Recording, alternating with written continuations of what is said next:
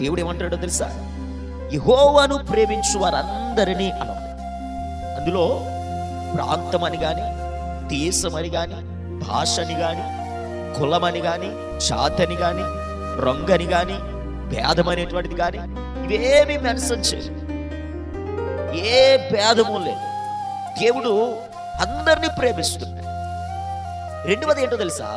మరి ఎవరిని కాపాడుతాడు దేవుడు అని అంటే, దేవుణ్ణి ప్రేమించువారు, ఏ కులము కలిగిన వాడైనా, ఏ జాతి కలిగిన వాడైనా, ఏ ప్రాంతవాసి అయినా, ఏ భాష కలిగిన వాడైనా, దేవుణ్ణి ప్రేమించే ప్రతి ఒక్కరిని దేవుడు కాపాడుతున్నాడు.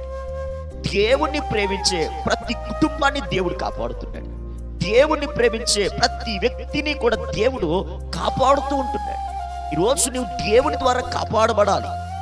దేవుడు నిన్ను కాపాడాలి అనంటే నువ్వేం చేయాలి? ఆయనను ప్రేమించాలి. దేవుడు నిన్ను ప్రేమిస్తున్నాడు. బైబిల్లో రాయబడి ఉంది, ఆయన సర్వలోకములో ఉన్న మానవులందరినీ ప్రేమిస్తున్నాడు. కానీ ఇప్పుడు దేవుడు ఏమంటున్నాడు తెలుసా? ఆయన నిన్ను ప్రేమిస్తున్నాడు.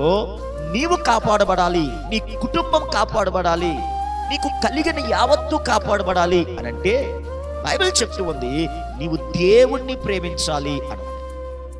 నువ్వు ఎవరివైనా కానీ నువ్వు దేవుణ్ణి ప్రేమించు. ఈ లోకంలో చాలా ప్రేమలు ఉంటాయి, కానీ బైబిల్ చెప్తూ ఉంది యేసయ్య ప్రేమ నిస్వార్థమైన ప్రేమ అని. యేసయ్య ప్రేమ నిత్యము నిలిచేటటువంటిది అని.